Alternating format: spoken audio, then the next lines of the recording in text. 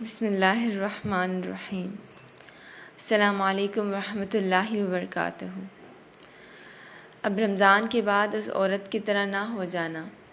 سورۃ النحل آیت نمبر 92 میں اللہ تعالیٰ نے فرمایا اور اس عورت کی طرح نہ ہو جاؤ جس نے اپنا سوت مضبوط کاٹنے کے بعد ٹکڑے ٹکڑے کر کے توڑ ڈالا۔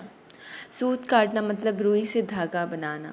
اللہ تعالیٰ اس آیت میں ایک ایسی عورت کی مثال دیتے ہیں جس نے بڑی محنت سے دھاگا بنایا اور اسے مضبوط بھی کر دیا، لیکن پھر بعد میں اپنی محنت پر پانی پھیر دیا اور وہ دھاگا جو اس نے اتنی محنت سے بنایا تھا پھر اسے ادھیڑ کر اور توڑ کر اس کے ٹکڑے ٹکڑے کر دیے۔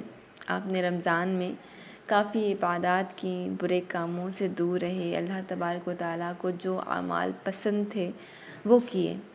اب رمضان کے بعد اپنی پرانی بری عادتوں پر لوٹ کر اپنی اس محنت کو ضائع نہ کر دیں۔ جزاک اللہ۔